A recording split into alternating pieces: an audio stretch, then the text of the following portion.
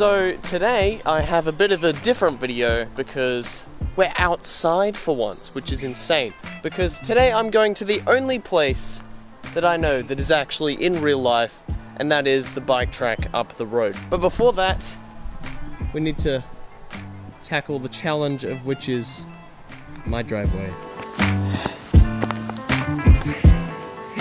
Hey Sal, it's too long.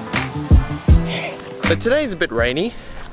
I think I'm gonna put my camera away before it gets a bit more rainy because it's becoming quite rainy. So I've decided that instead of using my big boy expensive camera, I'm gonna use my small boy not so expensive camera, otherwise known as the Panasonic GX850, which in all honesty is pretty much the same as the G7, but with not headphone jack. I nearly said headphone jack. I keep saying headphone jack for some reason. I have a headphone jack a lot of the time, which is really weird.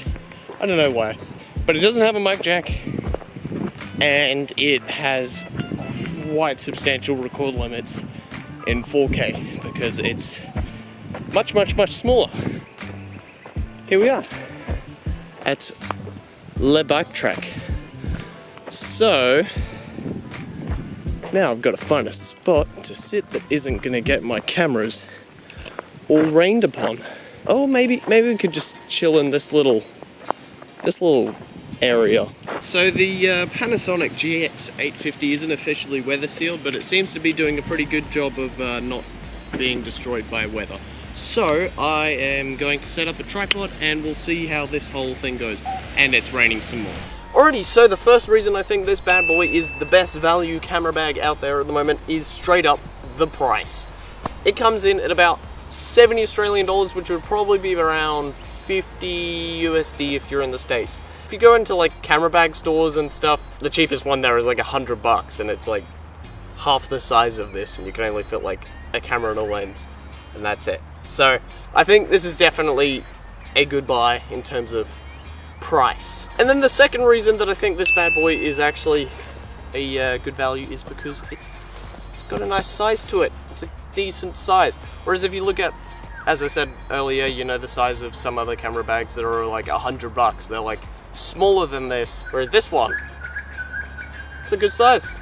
Can fit all the things in it. And then the third reason that I think this bad boy is a good value is because of the quality of the bag. Like, it feels solid. It's got tons of padding around the front. It's got tons of padding around the sides. It's got padding on the inside. It's got like this cool little thing at the back here that if it gets all sweaty, I don't actually know what this material is or what it does, but it's feels nice.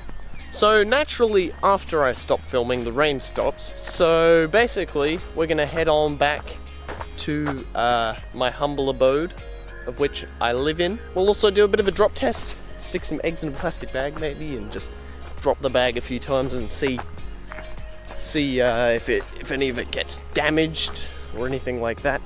Because I feel like that would probably be a thing you're thinking about with this bag.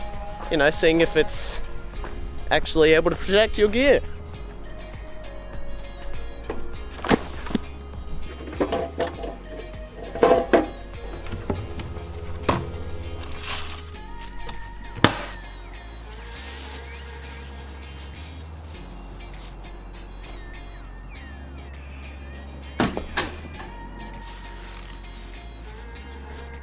It's like way up there somewhere. Ooh, that was nasty. Oh.